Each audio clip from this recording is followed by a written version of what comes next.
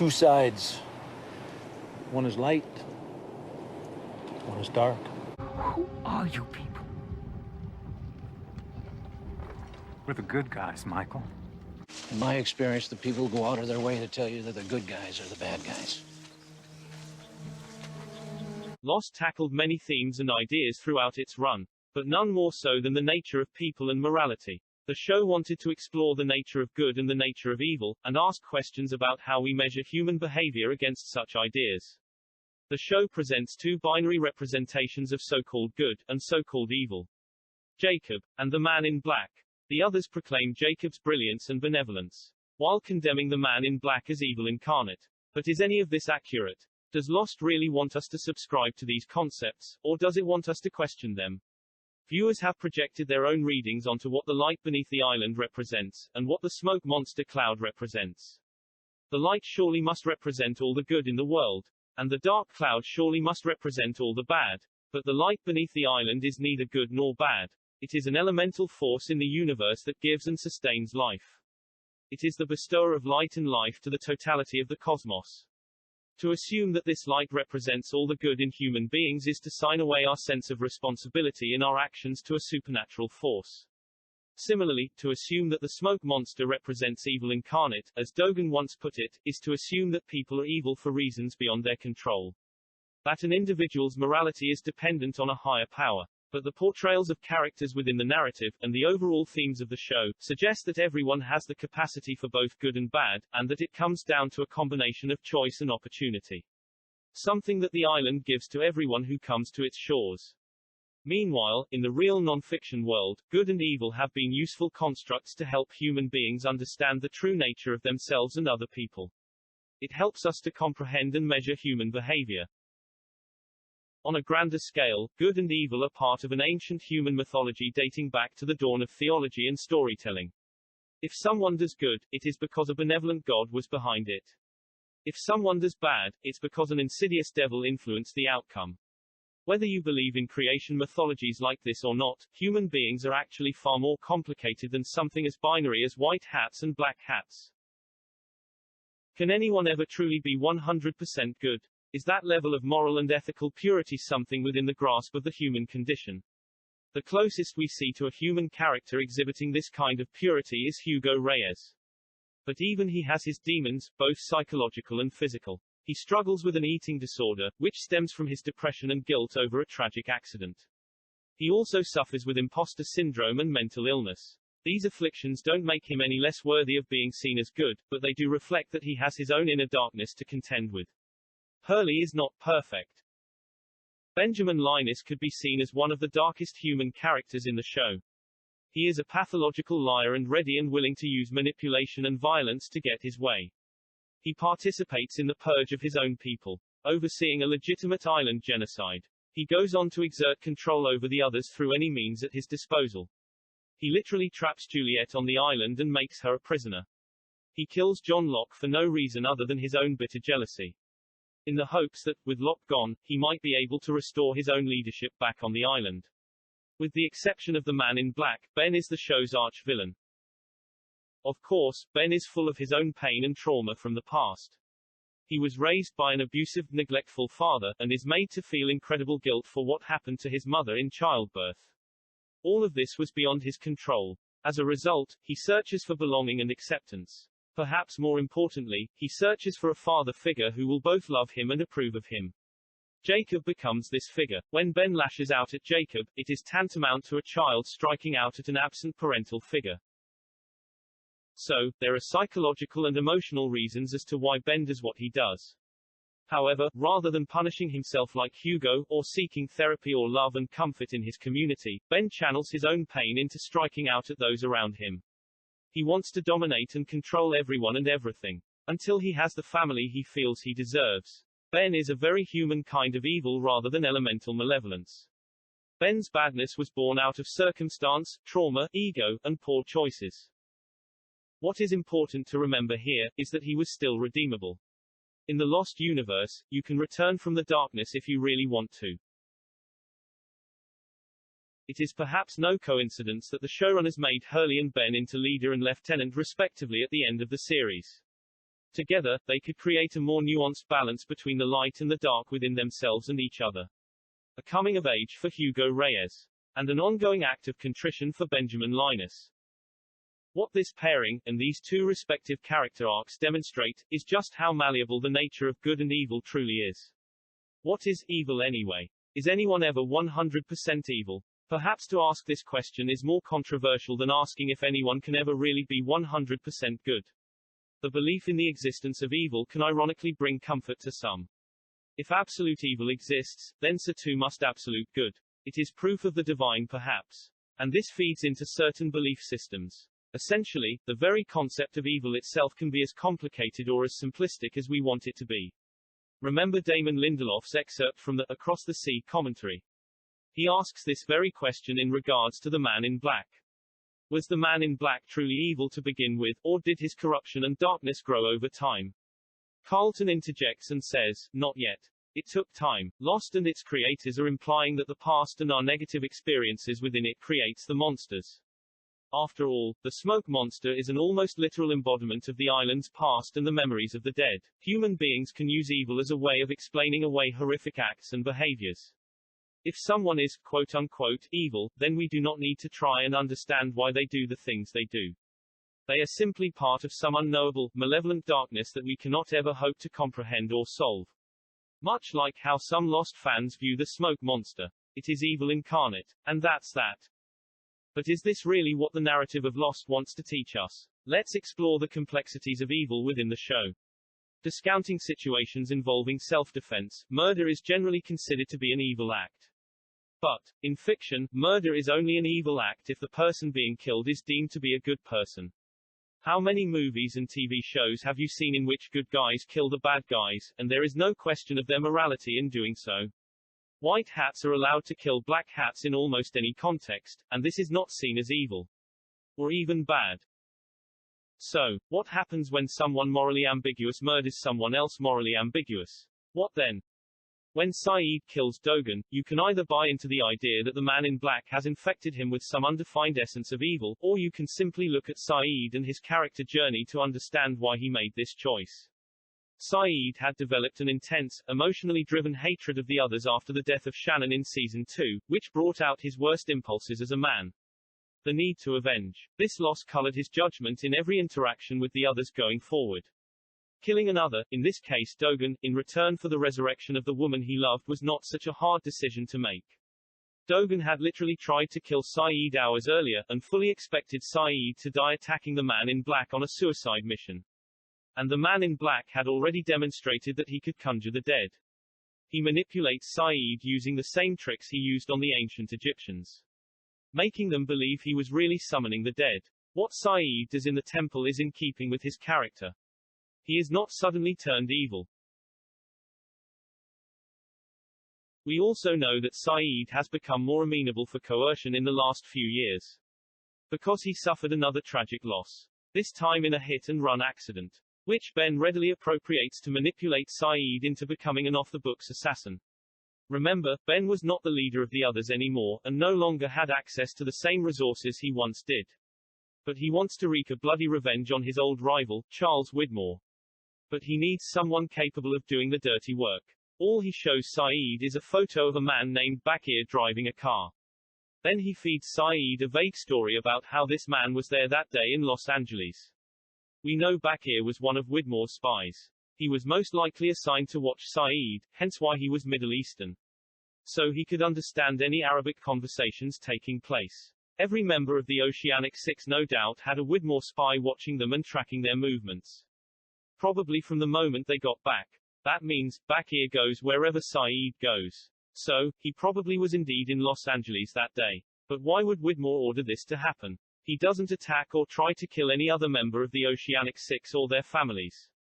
There is nothing to be achieved tactically from doing this. It is simply an awful accident. Ben knows Bakir works for Widmore, and he uses Sayid to execute him to send a message. Ben continues using him for other high-profile assassinations in Widmore's organization. Until Ben is done and cuts him loose. Sayid realizes, far too late, that Ben was using him the whole time to kill these people, and he can never be 100% sure if Bakir or Widmore were genuinely responsible for his wife's tragic death or not. This feeds into Sayid's motivations of wanting to kill Ben as a young boy. Because it would wipe the slate clean for all the murders that he carried out for older Ben in the future. A way of taking back all the bloodshed. He was capable of shooting a child long before the man in black ever got his hooks into him. This was an evil act. One of many committed by the Iraqi torturer. Yet, can anyone honestly look at this character and call him evil or irredeemable? How is Sayid wrongly killing Dogan and Lennon any different from him wrongly killing Charles Widmore's people? Both are motivated by a sense of love and loss, and an inability to let go of the past. The only difference is the person who is ultimately pulling his strings. We will circle back to Sayid and the meaning of his character in the overall narrative of the series towards the end. Because more than any other character, Sayid represents the overall message being conveyed to us by the writers about the nature of good and evil.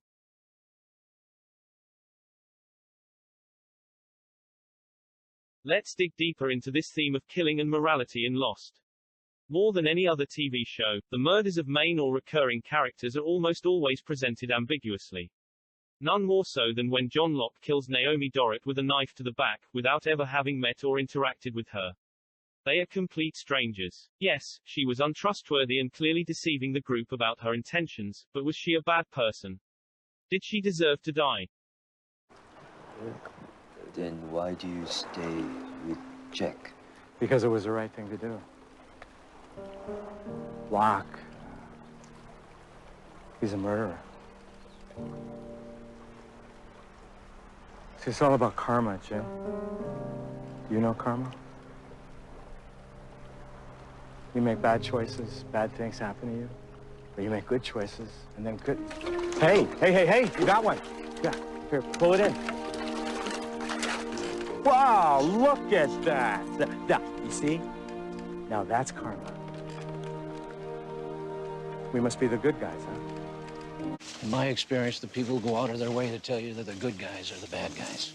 Rose and Bernard clearly view what Locke did to Naomi as an evil act, and therefore condemn his actions going forward. Yet, literally hours prior to Naomi's death, Bernard blew the hell out of the others alongside former gangster Jin, and former Iraqi torturer Sayid. Bernard is directly responsible for at least several deaths of people he never met before. Why is this acceptable to both himself and Rose? Is the only reason they view Locke's actions as outright murder was because there was no clear provocation by Naomi? Or is it because they see the others as bad guys, and therefore a preemptive strike is justified? Why is one murder wrong, but the murder of several people justified?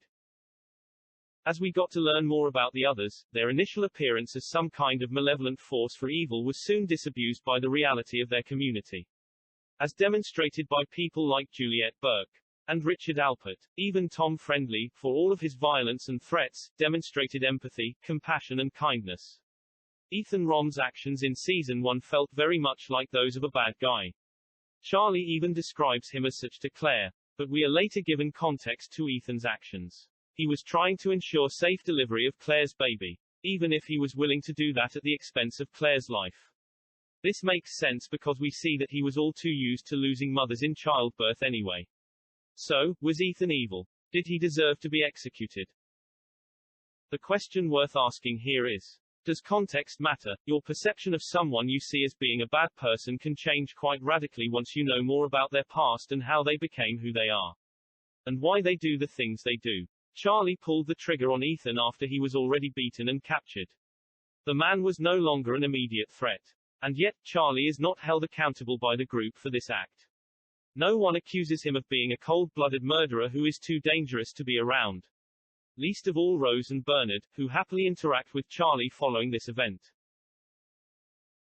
The show is trying to express that normal people can commit evil acts, but that doesn't make them evil people. It also demonstrates that the way we view one evil act versus another evil act can be totally different depending on who the perpetrator is versus who the victim is. In Bernard's case, he was justified in blowing up the others because he had the moral support of his community, aka the Oceanic 815 group, but also because the survivors all felt under threat from what they perceived to be an aggressive, antagonistic force. They viewed this as self-defense. Even though the women in the camp would have potentially ended up living a safer, more harmonious existence with the others on the opposite side of the island. Like Cindy and the kids. Hurley is also guilty of killing someone on the beach. Once again, it comes in service of saving other lives and is, arguably, being done in self-defense. So, even the purest heart can commit the darkest act imaginable. Where do we draw the line between an act of heroism and an act of violence? Because John Locke's murder of Naomi is viewed by many people from that very same group of survivors to be a murderous act that calls into question both Locke's sanity and his moral code.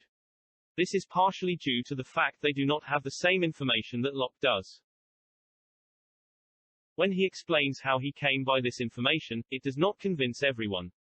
While we are on the subject, it is never made clear if Walt explicitly told Locke to kill Naomi, or if he merely told John that he must stop the freighter people from finding the island or else people will die. This would not be the first time that Walt has warned someone in this way. They're not who they say they are. Walt, They're pretending! You want me to put you in the room again? Pretending what? We can assume that Locke interpreted Walt's warning in his own way. Exactly as he did with Mr. Echo's final words in Season 3 episode, The Cost of Living. What did he say, John? He said, we're next. Locke frequently misinterprets the signs and messages that the island sends him. Even the man in black's instructions get misinterpreted. He tells Locke to move the island, but Locke lets Ben do it. Which the man in black clearly did not want to have happen. And does not attempt to hide his annoyance about this when they meet again in the donkey wheel chamber. You asked me how to save the island, and I told you you had to move it. I said that you had to move it, John.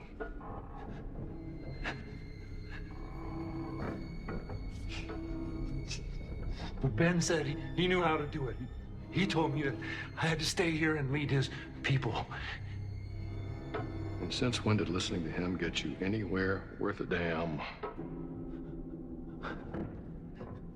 So, Locke frequently acts on behalf of a mysterious, supernatural force in the show, often without question. The island told him to do it. Which is the same thing as someone saying that God told him to do it. Does this make Locke a dangerous zealot in the eyes of his own people? Simply because he is taking his instructions from a mystical source. We know this is the reason why people like Jack look upon Locke as dangerously insane. Locke is motivated exclusively by faith. So, when he acts upon his faith to kill, he is not acting on rational thought. Even though, we, as the audience, know that Locke is right about many of his assertions within the show. Locke was right about the freighter and Naomi's deception. But she did not deserve to die. While some might vociferously argue that Locke is more friend than foe to the survivors, this remains an interesting moral conundrum. And one that is not easily resolved in viewers' minds. Was Locke right to do what he did? If not, why not? Only you can answer that for yourselves. What's interesting about Lost is that tribal violence is often portrayed, intentionally or unintentionally, as fair game.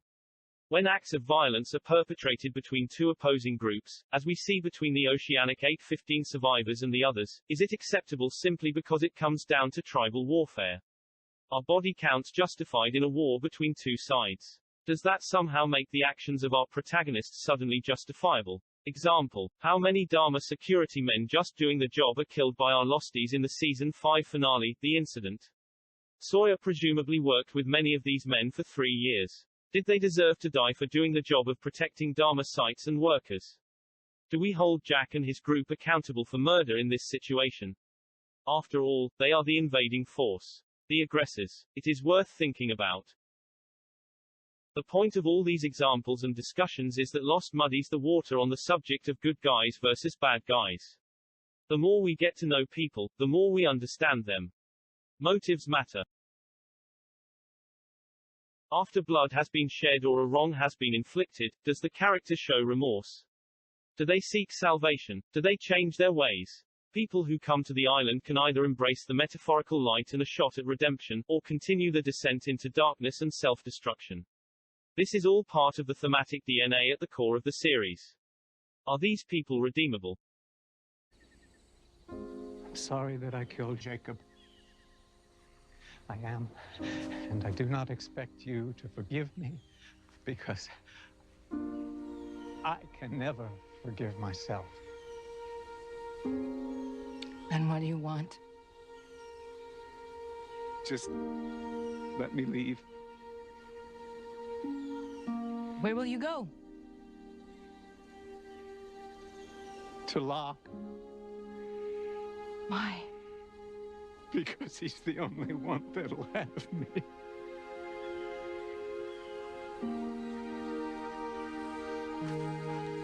I'll have you. The answer is yes. Redemption is there for those who seek it. And forgiveness will be waiting for those who need it. If someone as bad as Ben can get a second chance, then any of us can.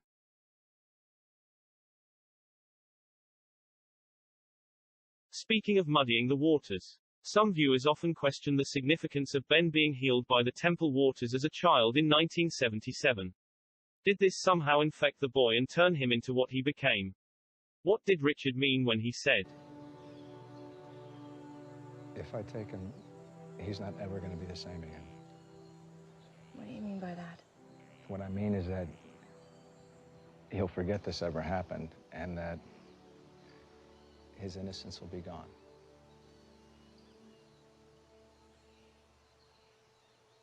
He will always be one of us. the spring has always been a place of healing to the others. The light-infused waters are being channeled in from the heart of the island, which helps the water to run clear.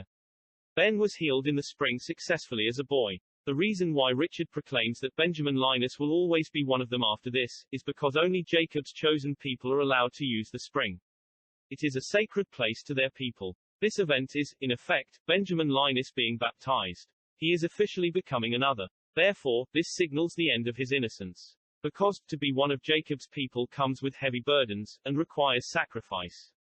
The water didn't make Ben evil, as some often mistakenly claim. A decade later, we even see Ben sparing Danielle Rousseau's life, then fighting for baby Alex's right to live. The only reason people think the spring turns people evil is because of what happens to Sayid in Season 6. The others react to the temple spring waters no longer being clear with surprise. This is not how the water usually looks. It probably usually looks more like the heart of the island, glowing with light, with the waters running clear. Jacob's death has broken the circuit and limited the flow of light from the source. The island is, for lack of a better word, sick. Without a protector in place, its immune system is vulnerable to a metaphorical infection by the smoke monster. It is the man in black's chance to destroy the light. Which means the waters are no longer guaranteed to cure those who go in them. The risks associated with using the spring that Lennon mentions are that Sayid might not survive the process and simply drown. Which is what happens. But when Sayid returns from the dead, everyone is surprised. Including Dogan, Lennon, and the others. This is because this has never happened before. Dogan instinctively attributes this event to the Man in Black's influence because he is aware of the Man in Black's connection with apparitions of the dead. However, Sayid was brought back for one reason, and one reason only. Listen carefully. There's a well on the main island, half a mile south from the camp we just left. Desmond's inside it. Locke wants him dead, which means you're going to need him. Do you understand me? And why are you telling me this? Because it's going to be you, Jack.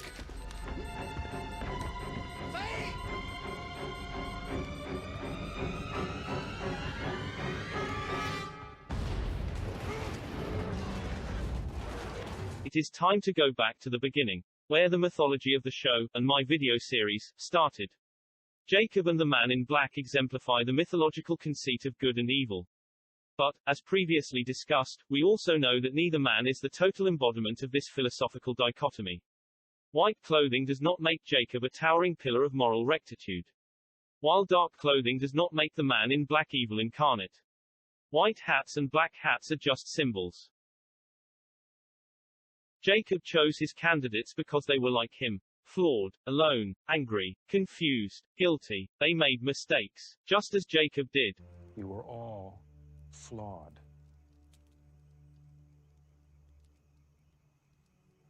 I chose you because you were like me. You were all alone. You were all looking for something that you couldn't find out there. I chose you because you needed this place as much as it needed you. We also know that Jacob wasn't above manipulating people into thinking they were making free choices when he really knew that they had no choice at all. While he was a slave to the source just like anyone else in the series, we still have to judge him on the decisions he makes regardless of whatever fate had in store for him, like we would with any other character. People still have to be accountable for their actions. I would argue that Jacob spent the last century of his life trying to actively redeem himself for millennia of failure. He was even willing to sacrifice himself to correct his mistake. That mistake was creating the smoke monster. And his willingness to be sacrificed was a noble, selfless act. I view Jacob's overall actions to be altruistic in nature, which leaves room to forgive his flaws. For centuries, Jacob had hoped that his brother's soul could be saved. After all, he was responsible for what had happened to the man in black. He could not bring himself to condemn his brother to a fate that was worse than death. To be trapped in this endless purgatory. Jacob wanted to bring his brother back from the darkness. This is an emotional motivation that critics of Jacob often neglect to consider. Jacob loved his brother, and he was plagued by guilt over what happened between them for over 2,000 years. I mean, wouldn't you be? Jacob's ongoing, perhaps naive, hope was that the people who came to the island would demonstrate to his brother's lost soul that mankind is redeemable.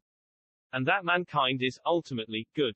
That they all served a purpose in the grand scheme of existence. That the island itself was a force for good and, therefore, vital to protect. Jacob didn't bring people to the island to suffer and die, or to callously risk their lives for the sake of a meaningless game with the man in black. This is the most cynical, pessimistic reading of Jacob's character, and a total misinterpretation of the show's overall themes. This view is exactly how the man in black viewed what Jacob was doing. However, it is not how we, as an audience, are supposed to view things. Jacob understood all too well that the stakes of this so-called game were very real after losing the only two people he had ever known on the same day.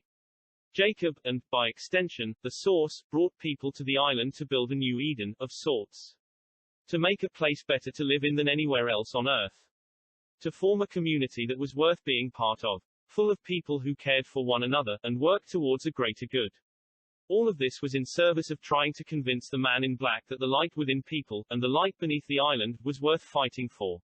An argument that the entire series puts its full narrative weight behind in convincing us, the audience, to believe in too. To reject this, is to reject the whole thematic intention behind the narrative. So, Jacob was not a benevolent God. He was an imperfect man bestowed with great power and long life. He was a good but flawed human being in search of his own redemption. His biggest flaw was his naivety. To believe that the man in black's soul could ever be saved. So, where does this leave our representative of the darkness? We know that the man in black was never convinced by his brother's argument. He was a cynic about mankind before he was ever transformed. But he was also a reasonable man, rejecting the unfair terms imposed upon him by his conniving surrogate mother. As a human man, he was as much of a victim of bad parenting as any of our main characters were. No reasonable person could look at the events of Across the Sea and say, there goes a bad guy. Perhaps his greatest flaw was his lack of reverence for the light beneath the island. He was a man of science and did not believe the light to be anything more than energy that could be manipulated for the purposes of harnessing its power. Much like a Stuart Radzinski. After his transformation, the man in black became adrift from both his body and his own humanity. Furthermore, he could scan human beings and absorb their subjective experiences of the past. However, rather than embrace the inherent light within people like his brother encourages him to do, he instead absorbs all of the negative emotions and memories from them. Because that is all he ever saw in people. He couldn't see the good anymore. Only the bad. And he poisoned his own soul by sucking up the very darkest, worst parts of the human psyche. Over time, he learned how to exploit people's psychology and emotions as a result of this accumulation of knowledge. Becoming highly skilled and intelligent. Manipulation became second nature. The man in black eventually saw all people who came to the island as obstacles to his own freedom. And as he grew in anger and malevolence, his path to redemption withered. The man in black had almost 2 millennia to try and make amends for all the bloodshed, chaos and corruption he caused. But he never sought any such salvation or forgiveness. Because he believed the wrongs committed against him centuries prior had earned him a get-out-of-jail-free card when it came to morality. His victimhood became a justification for inflicting suffering upon others. In the same way Ben's traumatic childhood led to similar abuses. This is a warning to us all about what the past can do to affect our present-day beliefs and behaviors. How twisted and bitter we can become when we are wronged. And how that can help us justify the most horrific acts of retribution and entitlement. While we can understand the man in black's motivations for doing what he does, we cannot condone them. Because once he sets off down the path of total apathy and nihilism, he is suddenly able to justify mass murder. And he never looks back. He let his soul be consumed by the darkness, and he long since stopped caring about the consequences of his actions or other people. He seeks no redemption for all of his immoral and wicked acts, committed over thousands of years and, no doubt, affecting thousands of lives. This is the closest to true evil that we ever see in Lost. And yet, it can be a struggle to completely write him off as such. Because we understand his past.